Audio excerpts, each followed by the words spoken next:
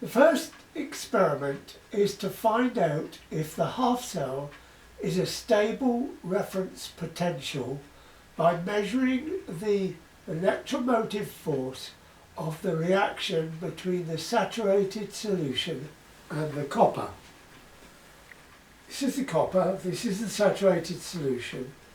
This lead completes the circuit to the meter, and we switch the meter on to voltages, DC voltages. We found that it came immediately to 370, and it is now reducing.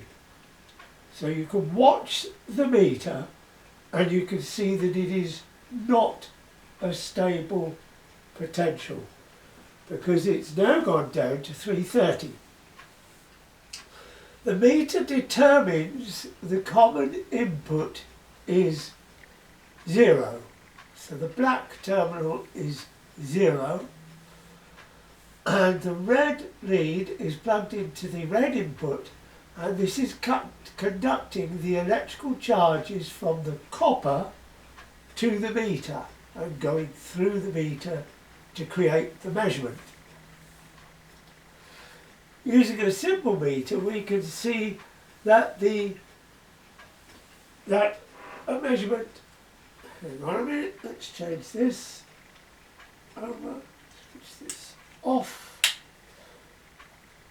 and we can see that the measurement is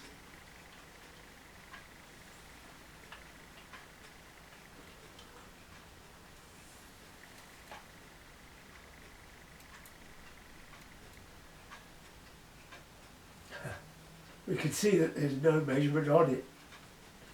Right, that's because I've got it set on the wrong one. Right, A. The measurement is now about 0.8 millivolts on this meter, right? If I change these over on this meter, it goes to negative. So in other words, there is a charge, a potential, and it's going from positive to negative when I change the polarity here. So this in fact shows that there is in fact a charge in the relationship, the reaction between the copper and the saturated solution of copper-sulphate. There is in fact an electromotive force is generated, is created. Now, I'll plug this back in and you can see that this comes up at 370 straight away and it starts reducing. Alright, so you've seen that we are measuring the potential difference between this black lead and this red lead. The black lead is connected to the porous plug that would be connected to the ground, and this is connected to the traditional half cell connection. So the normal way of wiring this up is that the porous plug will be at the bottom and that will be stuck in the ground, and the copper rod would be in the saturated solution of copper sulphate. Right, anybody who's familiar with the DCVG and the CIPS and the standard way of measuring cathodic protection will be very familiar with this measurement. They will be very familiar with what is called a half cell. In this video, I introduce the item that has been known as the half cell. This in fact is not a half cell. It is a piece of copper in a saturated solution of copper-sulphate. The mistake was made because the Nernst equations refer to a half-cell reaction.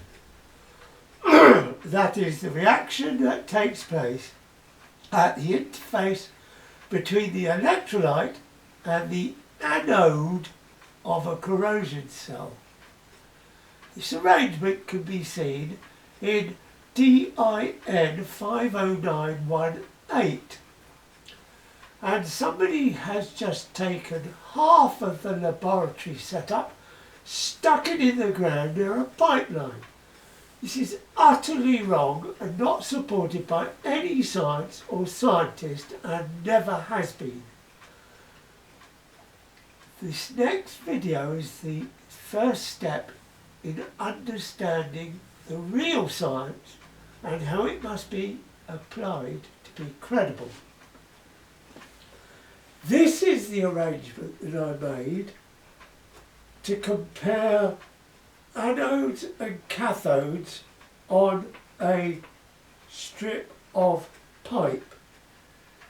This is the method according to DIN 50918, where you have the copper in a saturated solution of copper sulphate and a Lugin capillary.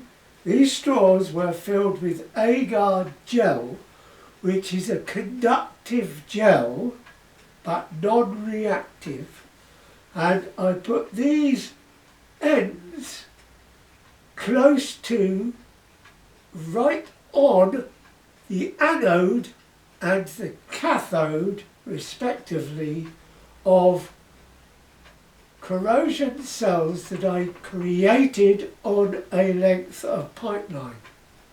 This is the only scientific way of measuring corrosion reaction.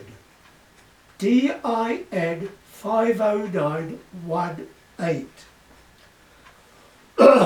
You'll now notice that this reading has reduced right the way down to 186. But if we leave it long enough, I have found that in fact it reverses. But a bit of a mystery is that it doesn't reverse on this meter when I change the inputs. So it must be something to do with the metering having a very, very high resistance, and the charges are not able to immediately react to the change in polarity on here. I don't know. The simple fact is that this proves that the half cell is not a stable reference potential. So the half cell itself, it's not a half cell, and it's not a stable reference potential. So that means that we're stuck, and we've got to find another way of measuring the corrosion reaction. And not only that, we've got to find a way of measuring the effects on that corrosion reaction of our cathodic protection systems. And it is for that purpose that I was forced to invent the Alexander cell, which is in fact a corrosion cell. And I will demonstrate that later in this series. At the present time, I am intent on demonstrating that the half cell cannot possibly be regarded as a stable reference potential. I've kept talking long enough, because if you're watching the readings on here, you will see that they have gone down to now 7 millivolts, and you will see that in fact they reverse. It's positive at the moment, and now it's gone negative. So you can see that the polarity of this reaction has changed. So there is some form of capacitance involved, and this reaction is not stable.